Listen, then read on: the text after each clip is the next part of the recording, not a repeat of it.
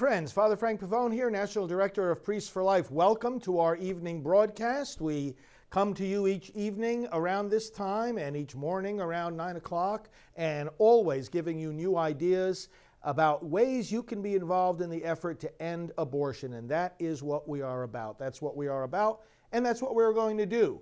Do you want to help us do that? Do you want to be involved in the historic effort to bring an end to the tragedy of abortion?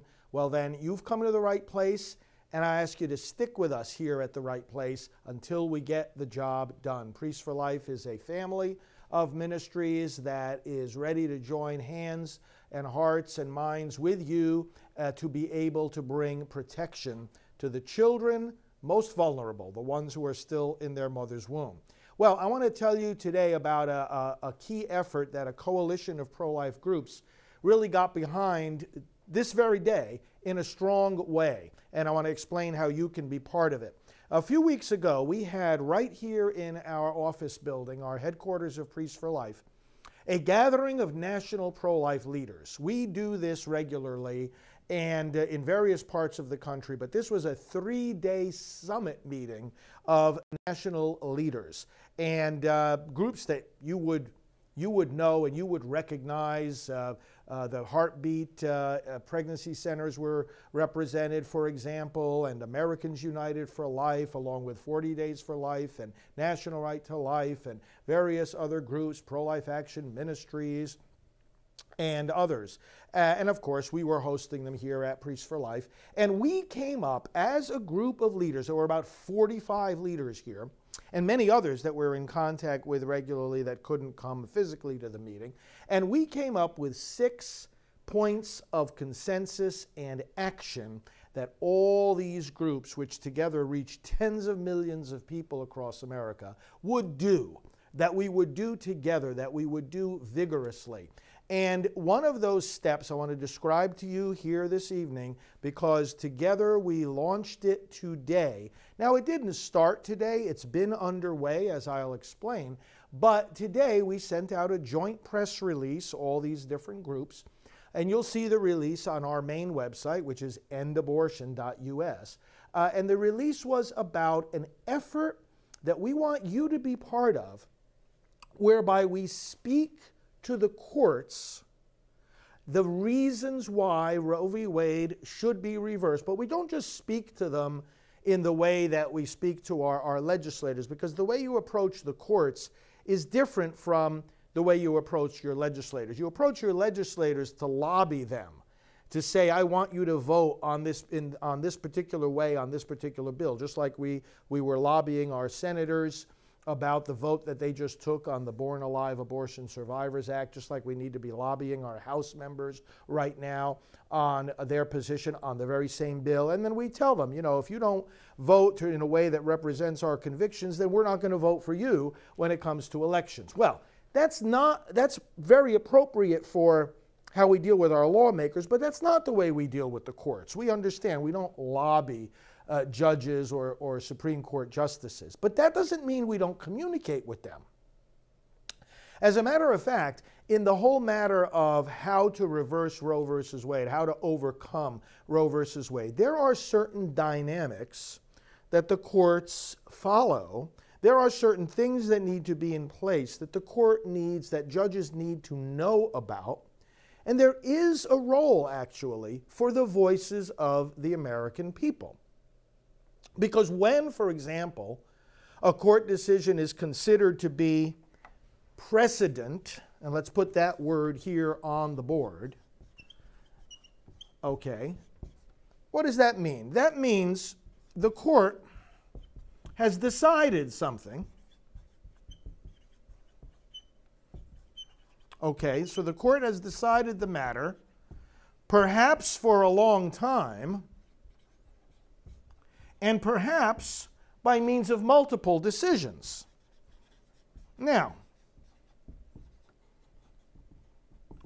the courts have ruled on abortion from many different angles for a very long time.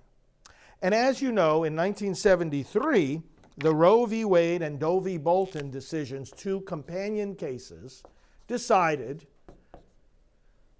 to allow babies to be aborted throughout all 9 months of pregnancy. So Roe v. Wade, these are Supreme Court decisions, and the companion case, Doe v. Bolton.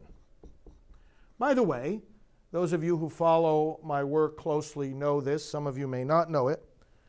I knew very well the women who were the Roe and the Doe of these two decisions and gave them spiritual guidance. Norma McCorvey, the Roe of Roe v. Wade, became Catholic. I received her into the Catholic Church. She became pro-life. She rejected the very decision that she technically won. And the Doe of Doe v. Bolton was a woman named Sandra Cano, whom I also knew very well. In fact, on many occasions I had Norma and Sandra together, and we went to various events, and we enjoyed personal time together, and we committed to one another and to God and to our country and to all of you who are likewise committed to this cause, that we would do everything possible to reverse these terrible decisions. Both of them have been called home to the Lord. I miss them both, but I know that they are cheering us on from heaven and certainly want us to tell their stories, because both of them were pro-life, brothers and sisters. The winners of the two Supreme Court cases that legalized abortion were both pro-life and worked so hard and prayed so hard to overturn those decisions, and they're still praying hard, and they're relying on us to carry out that work. That's just a little aside. So 1973, we've got this precedent where the court decides that abortion will be permitted, and then many other decisions of the Supreme Court reaffirmed the barbaric and erroneous decision of Roe v. Wade. Now, the Supreme Court has reaffirmed it, and the lower courts, when they rule on abortion, those judges, when they're ruling on a matter that the Supreme Court has also ruled on, are obliged to look at what the Supreme Court has said on the matter and to apply it to their cases, because they are lower courts. And so these judges are very, very aware of their responsibility to apply Supreme Court precedent. That's for the lower courts. But even though they might apply the decision of Roe v. Wade and Doe v. Bolton to allow abortion, that doesn't prevent them from criticizing it. They apply it, but they can also criticize it. And there has been a lot of criticism of Roe versus Wade by other federal judges. There's been a lot of criticism of Roe v. Wade by the lower courts. Even though those lower courts are not in a position to reverse it, they can criticize it. And they can say this reasoning is wrong, the reasoning is not constitutional, we disagree with the reasoning. And those kinds of arguments in their decisions in the lower courts can eventually find their way up to the Supreme Court, because what the Supreme Court can do is reverse its own decisions. So precedent, yes, the Supreme Court looks back. How did it judge on the same matter that they might be considering in a particular case in the past? How did they judge on it in the past? They'll look back at that. They'll give a lot of weight to that. But it's not dogma. Precedent is not dogma. It's not unchangeable. The Supreme Court can reverse its own precedent, its own decisions. Lower courts can't reverse the Supreme Court decision, but the Supreme Court can reverse its own decisions. And that, of course, is what we look forward to happening eventually with Roe v. Wade. You'll hear this word precedent. Another a phrase that you'll hear, it's two Latin words referring to the same thing, stare decisis. The things that have been decided stand, okay, is what it means. You'll hear these terms thrown around, especially when new judges are being confirmed either to the lower courts or to, in the case of a new Supreme Court justice, you'll hear this. You heard this spoken about during the hearings for now Justice Brett Kavanaugh. Speaking of Kavanaugh, and also of Neil Gorsuch, by the way, I've been making my way through this very thick book called The Law of Judicial Precedent. There's that word. Things that the court has already decided. The Law of Judicial Precedent. It's a pretty detailed book. It's actually co-authored by, it looks like about a dozen judges, among them Brett Kavanaugh and Neil Gorsuch. William Pryor, Bill Pryor, is someone I also know personally there from Alabama on the 11th Circuit. This book contains a section where it talks about, okay, under what circumstances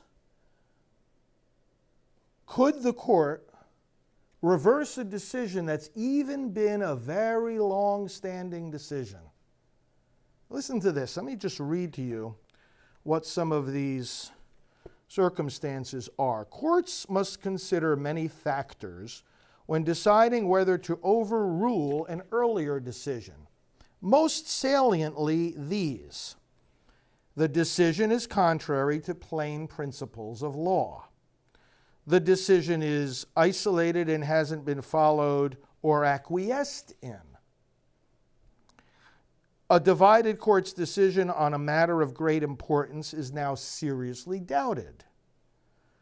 The decision has been met, now listen to this one and think about abortion in Roe v. Wade. The decision has been met with general dissatisfaction, protest, or severe criticism. No serious reliance interests have built up around the decision. And finally, although some private rights might be injured by overruling the decision, it was wrong in the first place. It produces general injustice, and less harm will result from overruling the decision than from allowing it to stand. In other words, don't let anybody ever tell you, oh, it's been so long that the court has relied on Roe v. Wade, and there's been so many decisions that have reaffirmed it, and it's settled law, and it's the law of the land. Let me tell you something very clearly and plainly, brothers and sisters. There's nothing more unsettled than our policy on abortion in this country. Nothing more unsettled than Roe versus Wade. No decision more severely protested and criticized than Roe versus Wade. Look at the hundreds of thousands of people that marched just a few weeks ago in Washington, D.C., and many of you were among them. Look at the constant protests. Look at the constant warfare over abortion. Look how it's constantly in the headlines. Nothing is more unsettled than this. So it is quite doable that this decision be reversed. Now, it's important that the judges understand that those kinds of factors that we just read from this very detailed law book are in fact coming about. And that's what the action of these pro-life groups that I just mentioned to you, we brought together here and we had a summit meeting over several days, is all about. Under the guidance of our friend and colleague Alan Parker, who heads up a group called the Justice Foundation, Alan is an attorney and knows all the constitutional ins and outs of Roe versus Wade. In fact, Alan also knew Roe and Doe and worked closely along with me, together with Norma McCorvey and Sandra Cano, to let their voice be heard even in the court system about the fact that they wanted this decision, both decisions reversed. And so Alan has, with his organization, put together in a succinct form the new circumstances that now exist that the court can use as rationale for overturning Roe v. Wade. The new things that now exist, both in the circumstances in our nation, the information that we have about the unborn child and about abortion and its impact, and also in terms of the law. And we've put together these reasons in a succinct way in a document that is then submitted to the courts, the lower courts, as cases on abortion make their way up all the way eventually to the Supreme Court, if the Supreme Court decides to accept these cases, as inevitably it will in some way or another continue to accept cases of abortion. In fact, there are approximately 20 cases right now making their way through the courts about abortion. In other words, cases already in the federal court system that could be taken up by the Supreme Court in the years immediately in front of us. We're not talking about things 10, 20 years from now. We're talking about things in the years immediately in front of us that can greatly weaken or alter Roe v. Wade. Now, we're not talking necessarily about a situation where the Supreme Court will take a case and say, okay, we're going to completely throw out Roe v. Wade. It's not necessarily going to be an all-at-once complete reversal. Because a justice might think that this was really a bad decision, this was really wrong, but he might also think, you know, we've got to move slowly and carefully. Now, of course, that kind of goes against the grain for us who know that this is the mass murder of children. We've got to stop it. We've got to end it. But what is very likely to happen is that the court will dismantle Roe v. Wade piece by piece, weaken it, dismantle it, change it, so that more and more room is made for the protection of the unborn.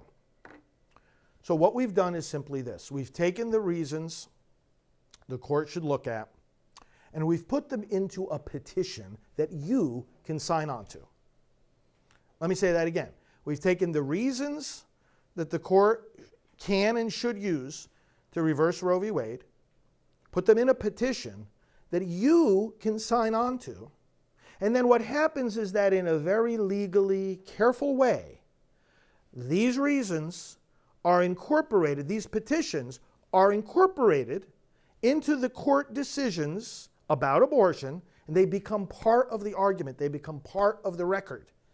And then if that case is appealed and that case is eventually accepted by the Supreme Court, can make its way right into the Supreme Court. Let me go over with you now, because today these groups that are working on this and are inviting you all together to sign this petition, various groups have sent out press releases today, including us.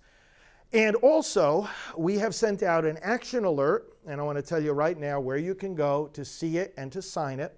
It's our action page that I always talk to you about, stopabortionnow.org. So at Stop Abortion Now, I'll tell you how to do this, and then I'll go through an explanation of what these 5 points are. StopAbortionNow.org has our various action alerts, and you'll see them on the page. If you scroll down, there's a few introductory paragraphs. You scroll down, and you'll see them. And the first one says, sign the petition. Now, I want you to read what the action alert says. So you have to go through a few pages, but this is so important. Read it. Take a look at it, click the buttons that you see, and eventually it'll bring you to the page where you actually sign on to the petition. But we want you to read it first before you get there so that you know exactly what the logic of it is. I'm going to go through a few of these points. So let me respond first to a few of the comments that are coming in. Carmen says accurately here, Ruth Bader Ginsburg would need to retire so President Trump could appoint another conservative pro-life judge on the Supreme Court. Yes, and of course it is widely expected that that would be the next vacancy, and we'll see. And certainly I can assure you beyond the slightest shadow of a doubt that whoever the next Supreme Court justice is to retire, we are going to get a very strong and solid conservative pro-life nominee coming out of President Trump.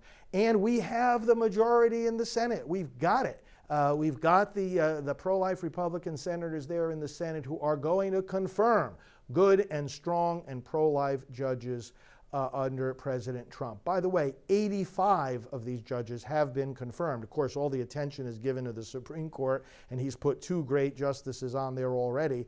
But 83 other judges in the lower courts, and the Senate is continuing to do its work, now confirming even more of those judges. And of course, is it true? Gentry says that's why we need to vote for Republicans in 2020. That is absolutely right. You are not going to get any of these pro-life judges on any of these courts if you put Democrats into the Senate. No way. Nor if you elect a Democrat as a president, and we'll be going in the opposite direction. It's just that way, friends. It's just that way in the political reality right now in America. Okay, so let me, without taking too much time here, review with you the points that are in this petition, drawing on what I just read for you from the law of judicial precedent. First of all, a new argument against abortion. There are many arguments against abortion. But what do you call it when a government removes protection, removes legal protection from an entire group of human beings? Not just from one or another person, but the government. Not a private citizen going and killing somebody, but when the government itself removes legal protection from an entire group of human beings, what is that called? The words I'm going to put here now, brothers and sisters, are words that I want to encourage you to use when you talk about abortion. And these are the words we're using in this petition to put it into the wording of the courts. It is a crime against humanity.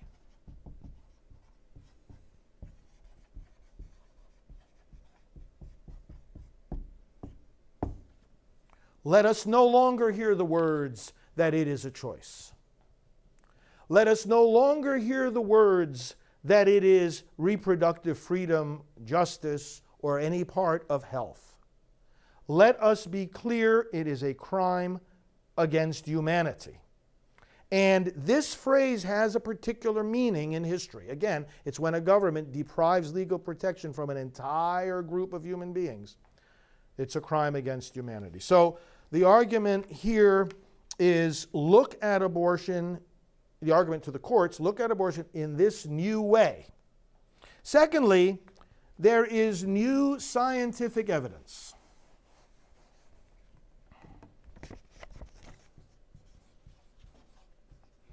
about the child in the womb. We have come to know more about the child in the womb from 1973 until today than we have known in all human history until 1973. And ironically, in this period of time, over these last almost 50 years, that's precisely the time when we've been taking away protection from the children about whom we've been learning more, and whom, for the first time, we've been able to treat as patients. In fact, I did an interview earlier today with one of our medical advisors at Priests for Life, Dr. Byron Calhoun. And we're going to show you that interview in the coming days, once we have it all packaged and edited. And you will hear him talk very, very clearly about fetal surgery, fetal diagnosis, different ways that we can treat the child in the womb that we've never been able to treat the child like that before. We have new scientific evidence about the fact also that this is a human life from conception, from fertilization. We know more about it than ever. So much so, I want you to understand that in Roe versus Wade, the court said, Roe versus Wade, we don't know.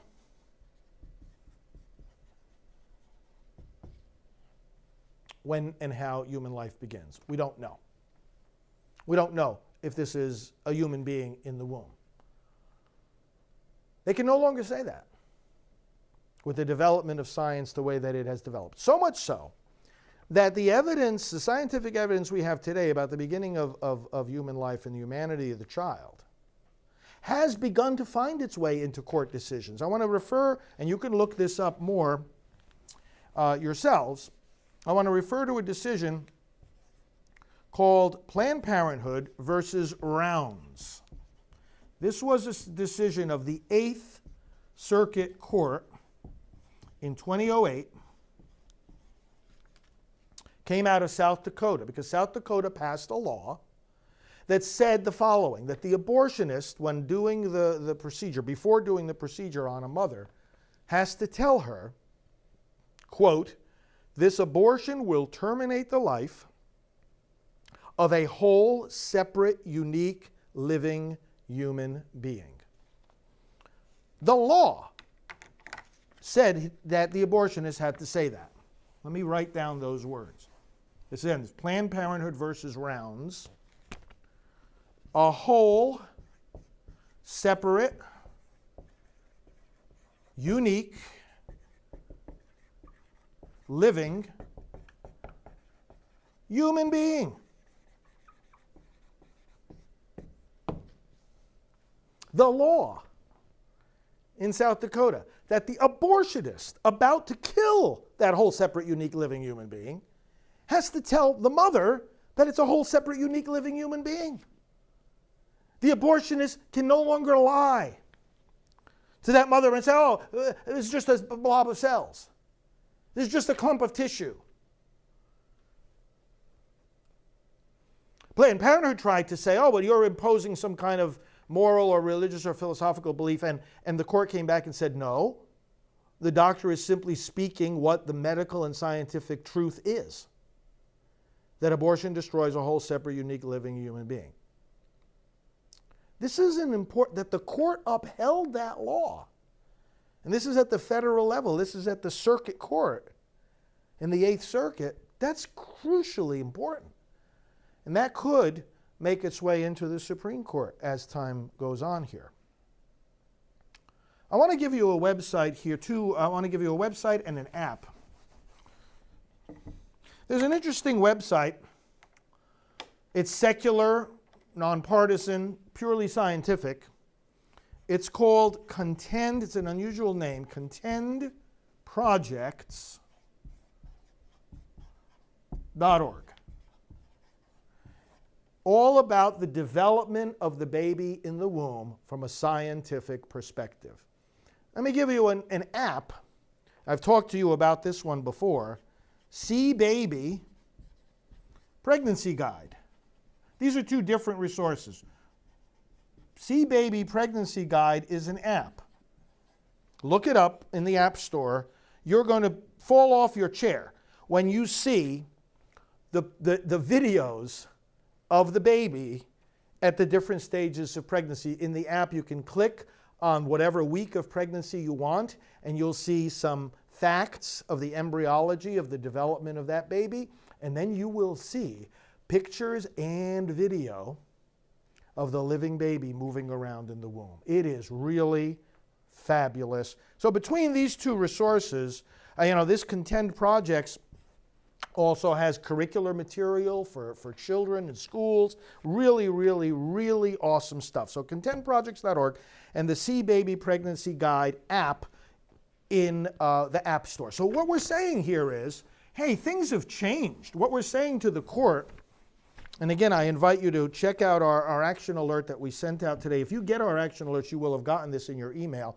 Otherwise, go to stopabortionnow.org. I'll leave this up here, stopabortionnow.org. And what we're saying in this petition to the courts is, hey, folks, things have changed.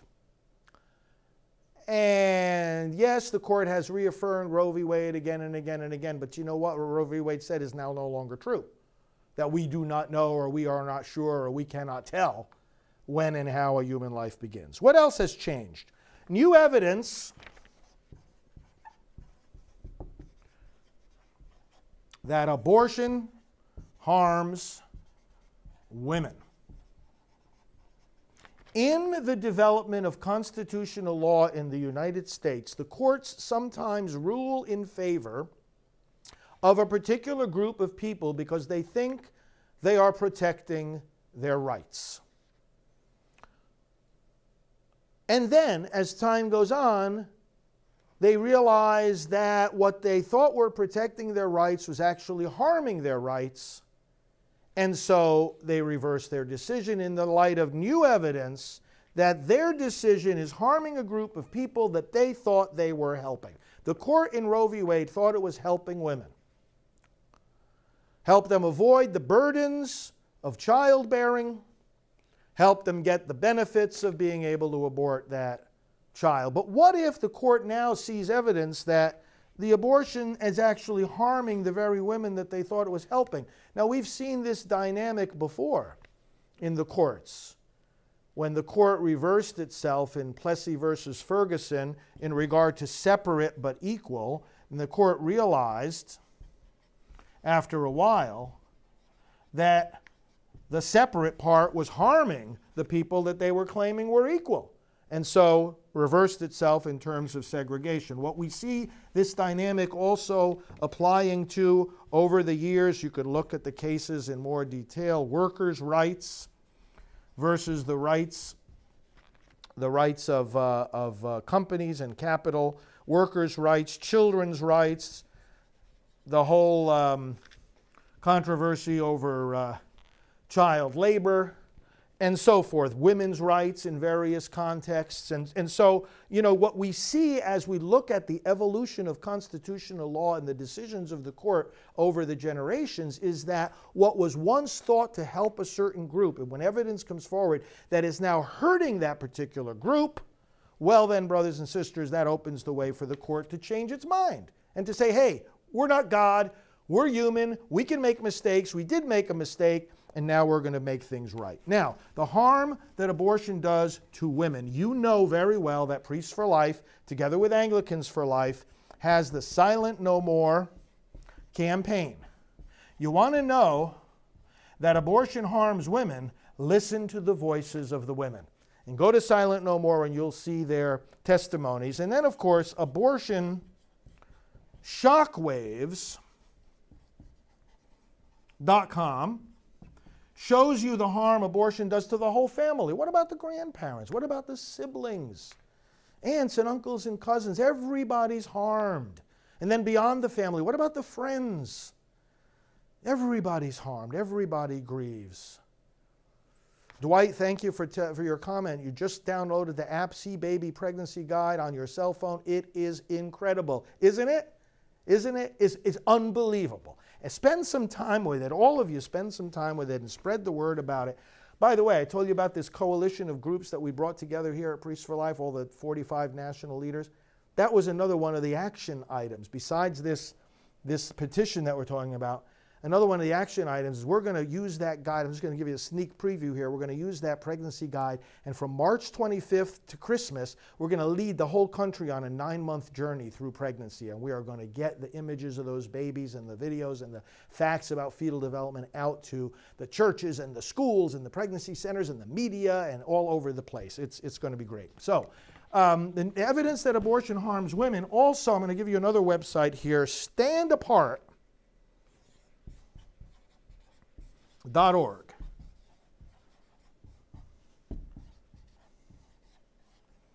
The Alliance for Post-Abortion Research and Training.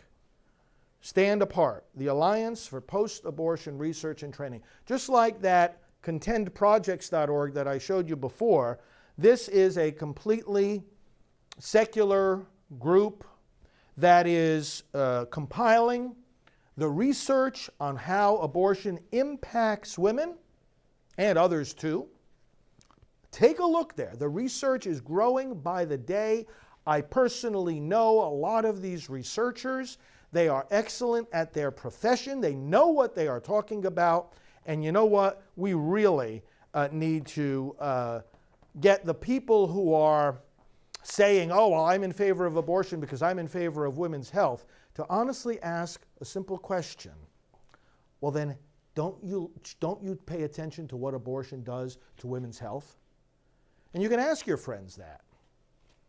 Ask everyone that says to you, oh, I believe in abortion because of women's health. Okay, well then have you looked at the studies about what abortion does to women's health? And if they haven't, and if they won't, well, doesn't that undermine their assertion that they're in favor of women's health? Think about it and help them think about it too.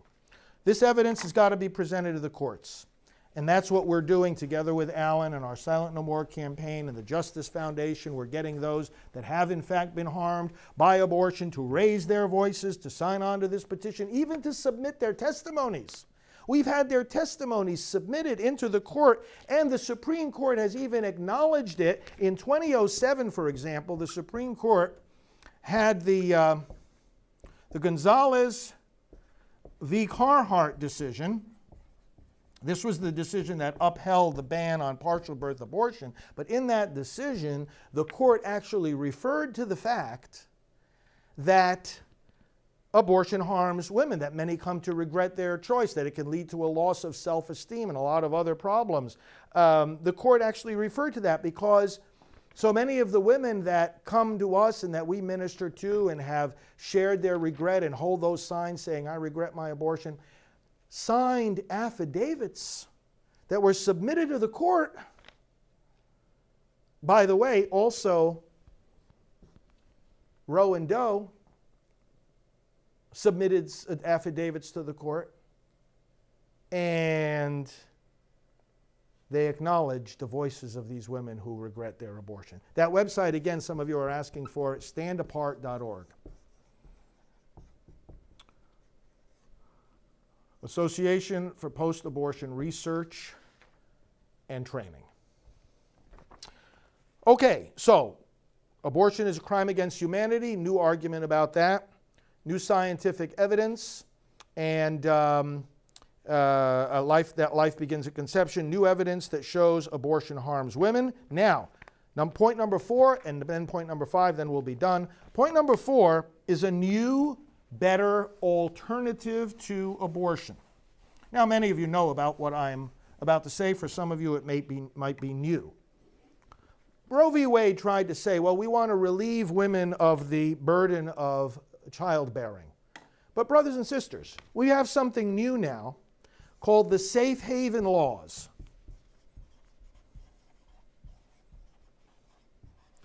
Not wanting to bear the burden of child rearing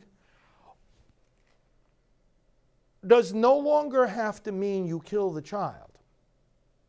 There's another alternative. A person who, maybe they don't want to go ahead and make an adoption plan either. You know, people are in all sorts of pressures and circumstances and levels of immaturity and fear, desperation. The Safe Haven Laws, which exist in all 50 states, allow people to leave a newborn baby at a designated place. Sometimes it's the local fire station. Each state will have its own specific laws here. No questions asked. The baby will be received, taken care of, and those parents who feel that they just can't handle this situation, they can go on with their lives. No questions asked. That's Safe Haven. Check out Safe Haven Alliance.org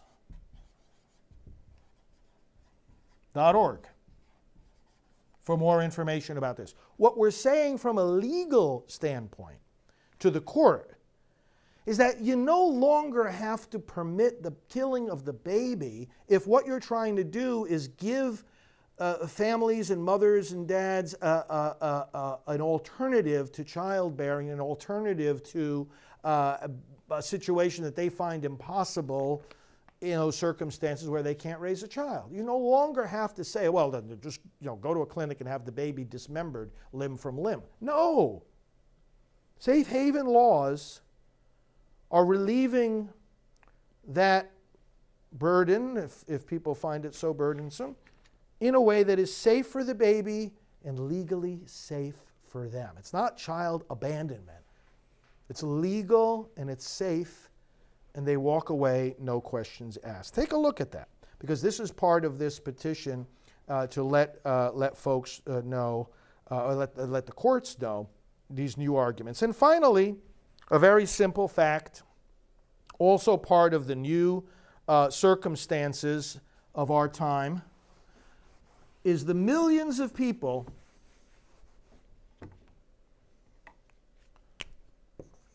waiting to adopt.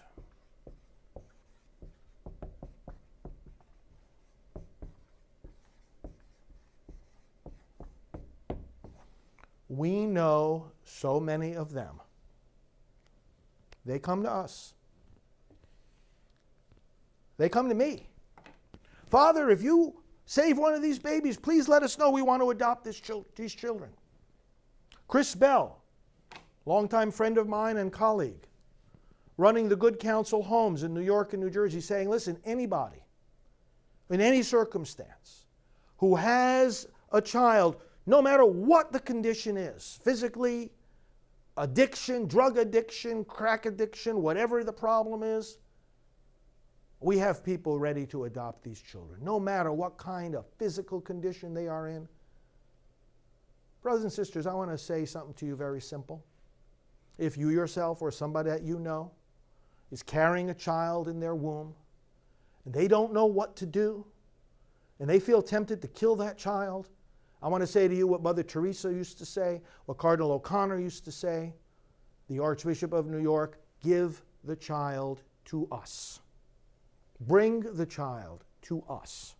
We will take the child because we have connection with literally millions of people who are waiting, longing, yearning to adopt. We can find a loving home, a loving family for these children. Give the children to us.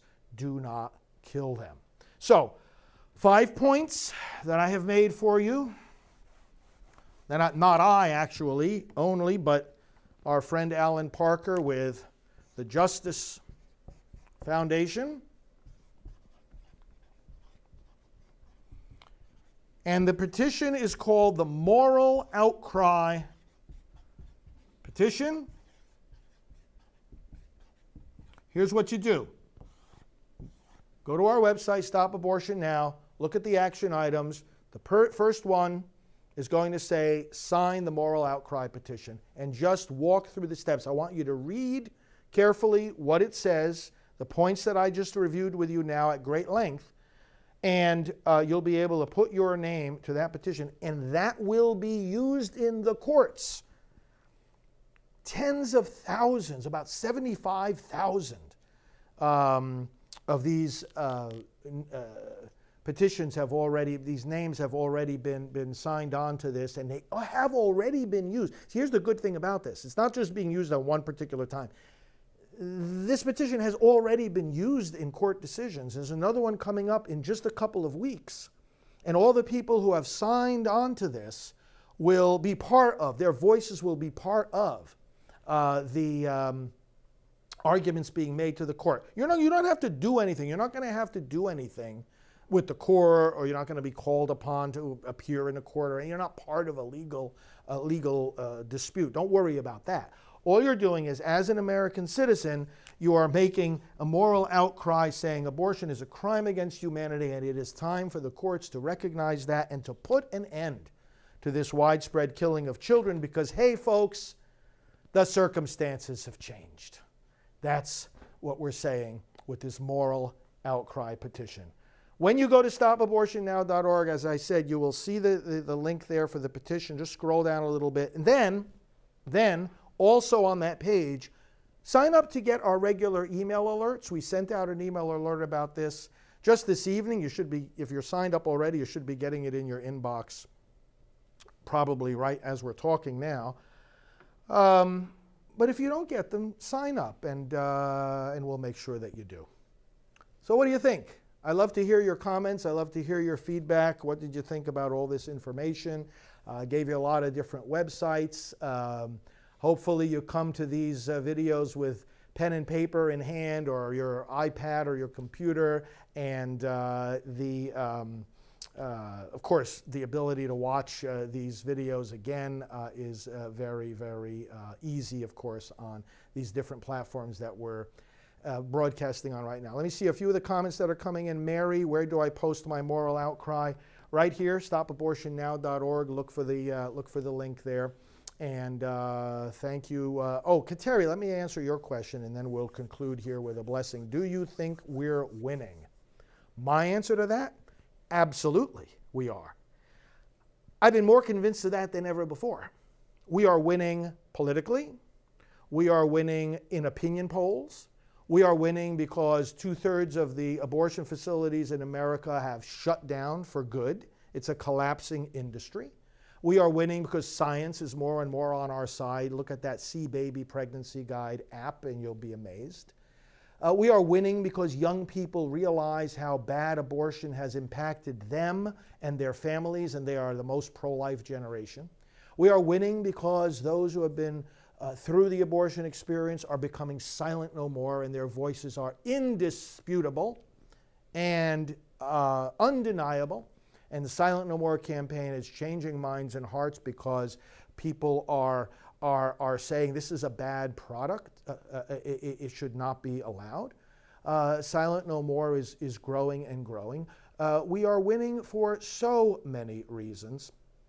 We are winning in the states, as in the last few years we have passed hundreds, literally hundreds, of pro-life laws. It is awesome. We are winning because the courts are changing, and President Trump is putting pro-life judges in there who are going to far outlast his administration and will be serving for life. This is all awesome stuff. Now, Joan is asking, how come we lost the other day? I don't understand what went wrong. Well, Joan is referring to the vote in the United States Senate on the Born Alive Abortion Survivors Protection Act. The reason that we didn't pass that law in the Senate was that the vote was a procedural measure to stop debate. In other words, to overcome the filibuster of the Democrats. And that requires not a majority, but a supermajority, which we simply don't have.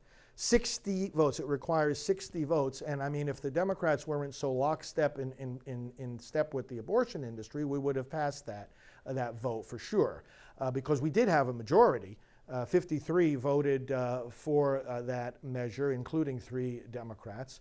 But the point is that the threshold is high. So we have to keep on that track through elections, get more pro-life members of the Senate. As some of you were saying in the comments tonight, we've got to stop electing all these Democrats because they're all pro-abortion with half a handful of exceptions.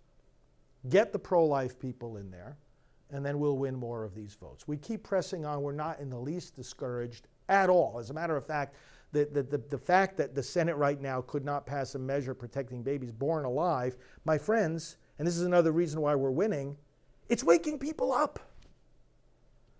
People are saying, I can't believe this. You can't even protect the baby born alive. Well, then where do you draw the line? And that's what we have to ask these Democrat senators who voted against this. Okay, so obviously for you, birth is not enough of a dividing line to say that the protection of the baby overrides the choice of the mother. Well, then when does it happen? 6 months? A year? 2 years old, 3 years old, 10 years old? Where do you draw the line? At what point does the law have to say there is no such thing as a choice to kill this child? At what point does the law have to say there is no such thing as the doctor's right to kill the child? Where do you draw the line? Yes, we're winning. And I'm convinced that if you step up to the plate, study the information I'm giving you, keep coming back more each day to get more information, pass that information along to others, sign up for the action, do the action, and pray constantly, we together will in fact be celebrating the victory. Brothers and sisters, thank you for joining me tonight. Share this with others, and let's ask now the Lord for his blessing. Father, send the Holy Spirit, the advocate, who pleads our cause in the heights of heaven. And may he fill us and make us strong, effective advocates for the children yet in the womb.